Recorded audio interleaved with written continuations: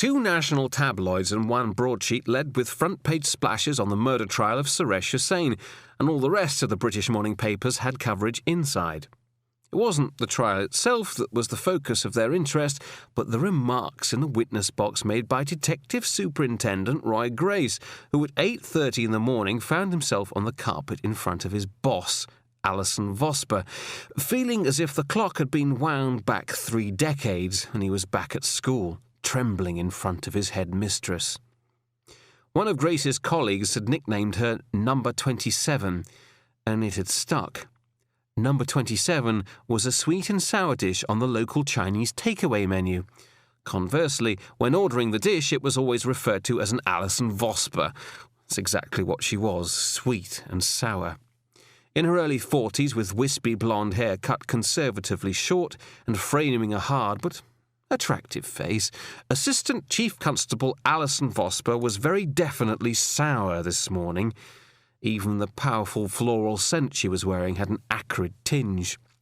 Power dress, in a black 2-piece with a crisp white blouse, she sat behind an expanse of polished rosewood desk in her immaculate ground-floor office in the Queen Anne Police Headquarters building in Lewes, with its view out across a trimmed lawn. The desk was bare except for a slim crystal vase containing 3 purple tulips, framed photographs of her husband, a police officer several years older but 3 ranks her junior, and her children, an ammonite penholder, and a stack of the morning's newspapers fanned out like a triumphant poker hand. Grace always wondered how his superiors kept their offices and desks so tidy. All his working life, his own workspaces had been tips, repositories of sprawling files and answered correspondence, lost pens, travel receipts and outrays that had long given up on the struggle to keep pace with the intrays. To get to the very top, he decided, required some kind of paperwork management skill for which he was lacking the gene. Rumour was that Alison Vosper had had a breast cancer operation 3 years ago. But Grace knew that's all it would ever be, just a rumour, because the Assistant Chief Constable kept a wall around her. Nonetheless, behind her hard-cop carapace, there was a certain vulnerability that he connected to. In truth, at times he fancied her, and there were occasions when those waspish brown eyes of hers twinkled with humour, and when he sensed she might almost be flirting with him. This morning was not one of them. No handshake, no greeting, just a curt nod for him to sit in one of the twin high-backed chairs in front of her desk. Then she launched straight in, with a look that was part reproach, part pure anger. "What the hell is this, Roy?" "I'm sorry." "Sorry?" He nodded. Look, this whole thing got taken out of context." She interrupted him before he could continue. "You realise this could bring the whole case down crashing on us?" "I think we can contain it." "I've had a dozen calls from the national press already this morning. You've become a laughingstock. You've made us look like a bunch of idiots. Why have you done this?" Grace was silent for some moments. "She's an extraordinary woman, this medium. She's helped us in the past. It never occurred to me anyone would find out." Vosper leaned back in her chair, staring at Grace, shaking her head from side to side. "I had great hopes for you. Your promotion was because of me. I put myself on the line for you, Roy. You know that, don't you?" "Not strictly true, but this wasn't the moment to start splitting hairs." "I know," he said, "and I appreciate it." She pointed at the newspapers. "And this is how you show it? This is what you deliver?" "Oh, come on, Alison, I delivered Hussain.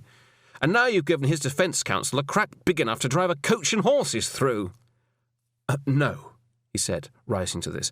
"That shoe had already been through forensics, signed out and signed back in. They can't lay an exhibits contamination charge on me. They might be trying to take a pop at my methods, but this won't have any material effect on the case." She raised her manicured fingers and started examining them.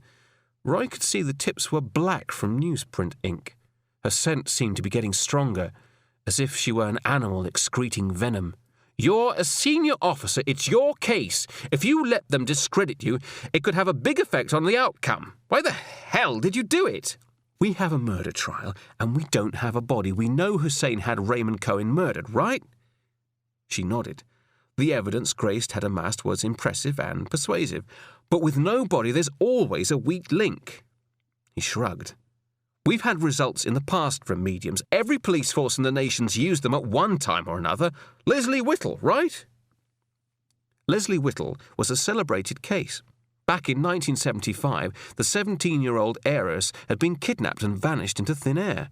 Unable to find any clues to her whereabouts, the police finally acted on information from a clairvoyant using dowsing techniques, who led them to a drainage shaft where they discovered the unfortunate girl, tethered and dead.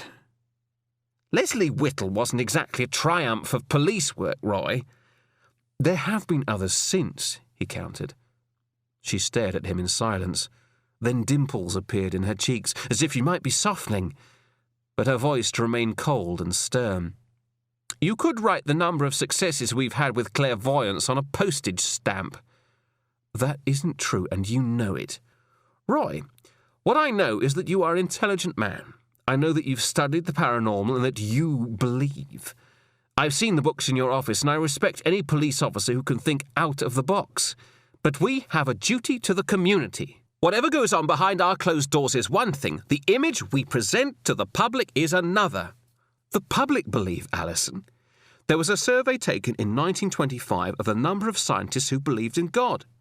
It was 43%. They did the same survey again in 1998, and guess what? It was still 43%. The only shift was that there were less biologists who believed, but more mathematicians and physicists. There was another survey, only last year, of people who had had some kind of paranormal experience. It was 90%. He leaned forwards. 90%! "Roy, the great unwashed want to believe the police spend ratepayers' money on solving crimes and catching villains through established police procedures. They want to believe we are out scouring the country for fingerprints and DNA, that we have labs full of scientists to examine them, and that we're trawling fields, woods, dredging lakes, knocking on doors and interviewing witnesses.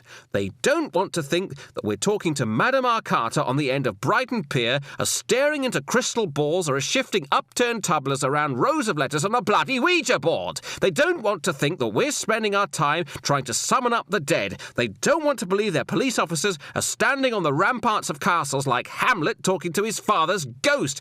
Understand what I'm saying?" "I understand, yes, but I don't agree with you. Our job is to solve crimes. We have to use whatever means are at our disposal." She shook her head. "We are never going to solve every crime. We have to accept that. What we have to do is inspire public confidence, make people feel safe in their homes and on the street." "That's such bullshit," Grace said, "and you know it. You know fine well you can massage the crime statistics any way you want."